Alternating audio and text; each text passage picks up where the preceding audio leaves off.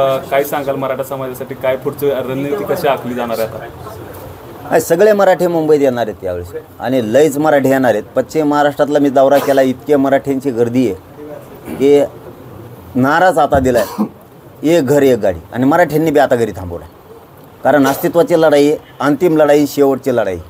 समाज हरता कामा नाही, लोकांचा हसू होईल असं मराठ्यांच्या एकाही माणसानं आता वागू नये। राजकारण पायाखाली दाबावं, पण लेकरं मोठे करण्यासाठी मराठ्यांनी आता रस्त्यावर येणं गरजेचं आहे, कारण तशी परिस्थिती आता निर्माण व्हायला लागली आणि ते करायला लागलेत मराठ्याला मिळू नये म्हणून। मराठा शांततेत लढतो, शांततेत जातो, शांततेत मागणी करतो, मुंबईला जातो, शांततेत वापस येतो, त्याचा गैरफायदाही उचलायला लागलेत।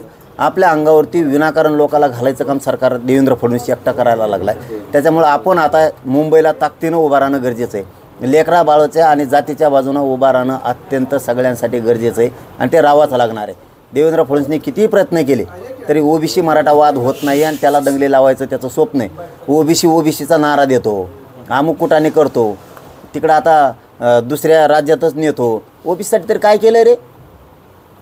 काय केलं? भांडणं लावण्याच्या पलीकडे काय करता आलं?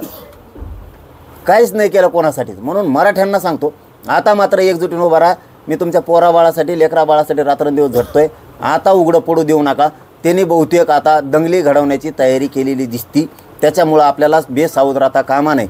सगळ्या मराठ्यांनी सावध राहा, आपल्याला कुठेही दंगल होऊ द्यायची नाही।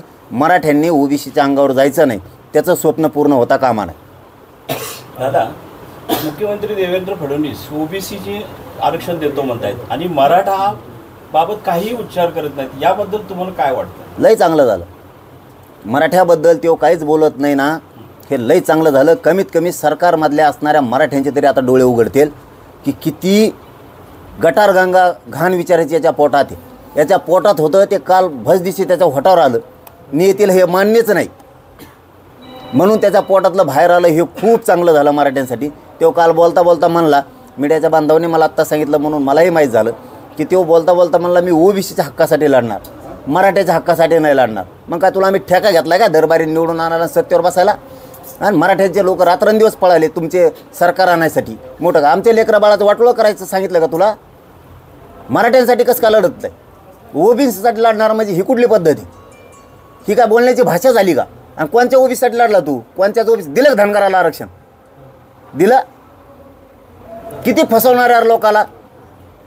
धनगर मराठी वेगळे केले, दलित मुस्लिम वेगळे केले, एकाही धनगराला आरक्षण दिलं नाही। भांडणं काय होतो? याची पद्धत एकदम माणसात फूट पाडण्याची। आणि याच्यामुळं या देवेंद्र फडणवीसमुळं असं होणार आहे, आता पुऱ्या देशातल्या सरकारला, मोदी साहेबाला सुद्धा याच्यामुळं डाग लागणार आहे। 100% सगळं सरकार राज्यासह देशातल्या अडचणीत आणणार आहे। कारण आम्ही पण, तू जर असं करायला लागला तर आम्ही पण गप्प बसणार नाहीत मग। कारण तू विनाकारण आता तिकडं ओबीसीचं अधिवेशन घेतोय, बैठक घेतोय तो गोव्यात, म्हणजे तिकडं समुद्रात हिंडून आणले सगळे पैसे महाराष्ट्राची घातले दिसत येणे आता। आणि आता त्यांचे कानं भरले आणि आता ते आमच्या अंगावर घालणार ओबीसीला, म्हणजे मराठ्यात आणि ओबीसीत दंगल लावणार। मराठ्यात ओबीसीत दंगल होणार नाही। देवेंद्र फडणवीस किती प्रयत्न कर, शेवटी आम्ही बांधावर राहतो, आम्हाला गावात राहावं लागतं। तुला सत्तेसाठी, तुला सत्तेवर यायसाठी तू फक्त एकदा मराठी हाताखाली धरतो, एकदा धनगर हाताखाली धरतो। धनगर आणि मराठी हाताखाली नाही आली की दलित मुस्लिम हाताखाली घेतो, आणि दलित मुस्लिम हाताखाली नाही आली की आता ओबीसी म्हणतो। एकदा म्हणतो मग DNA रक्त ओबीसीचं आहे, एकदा म्हणतो मग हिंदूचं रक्त आहे। तो रक्तच कोणाचं आहे कळा ना बा आम्हाला आता। आणि तू तर आता कालपासून तर आता भांडणच लावायला लागला सॉरी, कालपासून तर तू भांडणच लावायला लागलाय। जर का दंगल झाली ओबीसी मराठा राज्यात, याला जबाबदार फक्त देवेंद्र फडणवीस असणार आहे आता। कारण त्यांनी काल कानं भरलेत, त्यांनी मराठ्याच्या अंगावर ओबीसी घालायचं ठरवलंय।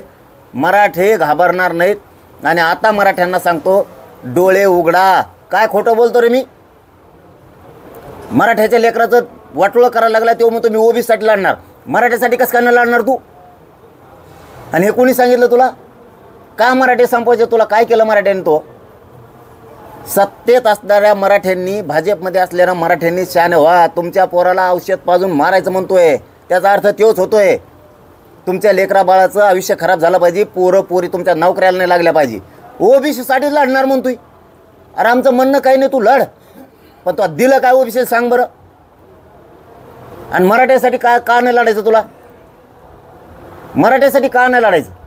का गोरगरिबाच्या पोराबाळांचं तुला वाटोळं करायचं? मी तुमच्या लेकरासाठी लढतोय मराठ्यानो, तुमच्या पोराबाळासाठी लढतोय. वाटोळं होऊ देऊ नका. हे पोर जाहीर बोललाय आता, मी ओबीसीसाठी लढणार, मराठ्यासाठी नाही लढणार. आता जागे व्हा, नका वाटोळं करू. लेकरं सोन्यासारखे आहेत, काळी जे आपलं ते पोरापोरीला आत्महत्या करायची वेळ येऊ देऊ नका. शहाणे व्हा लवकर. आता तरी त्यांनी डोळे उघडलेत आणि बरं झालं तेव्हा बोलला. 100% जातवान मराठा आता जागा झाला. शेवटचा प्रश्न आहे, धनंजय मुंडेंच्या मंत्रिपदाचं परत एक चर्चा सुरू झालेली, नेमकी काय तुम्हाला काय वाटतं की याबाबत? असं जर अजितदादा देत नसतात आणि मुख्यमंत्री सुद्धा देणार नाही, मग तर आता लई होणार. मग ते बेरजीच्याच बाहेर चाललं. मग यांच्या नियती मग स्वतःच्या भाऊजाईला न्याय द्यानं भाऊ मिळाला आहे. महादेव भाया मुंडे, संतोष भायाचा मर्डर केला आहे त्याच्याच लोकांनी. त्याचे बी 40 कॉल आहेत असं संतोष भाईचे भाऊ म्हणतात.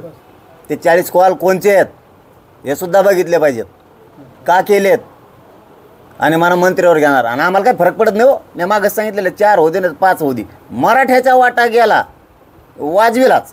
आणि आरक्षण तर आता ओबीसीतूनच घेणार आहे, मी सोडतच नाही.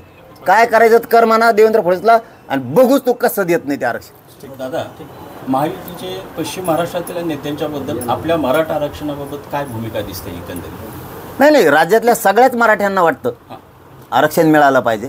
मग तो राजकारणी असो किंवा सत्ताधारी असो, फक्त तो पुढे येत नव्हता. आता मला वाटतं असं जातवान मराठ्यांचं रक्ताचं असणारं बाहेर पडून देवेंद्र फडणवीस बोलल्यामुळे आता मात्र ते जागे होते. एकदा तरी दाखवा यार, मिशीवर ताव देऊन एकदा तरी दाखवा यार मी जातीसाठी उभा राहिलो म्हणून. राजकीय करिअर बरबाद झालं तरी चालन, पण देवेंद्र फडणवीस जर असं बोलत असला आणि मराठ्याचं अस्तित्व संपवणार असला, एकदा जर अस्तित्व गेलं ना मराठ्यांनो पुन्हा येणार नाही. तुम्हाला सांगतो जातीला लय किंमत आहे म्हणून आता तो बोललायच. सगळे मराठी असे ताकदीनं उभा राहतात, म्हणजे सत्ताधाऱ्यातले आणि पक्षातले, सगळ्या पक्षातले सुद्धा मराठी खूप आता काळजावर वार केला आहे देवेंद्र फडणवीसने मराठ्यांच्या आणि मराठ्यांच्या पोराचं सुद्धा. आता मात्र संधी सोडू नका. 29 ऑगस्टला आरक्षण कसे देत नाही ना बघतोच आता मी बी.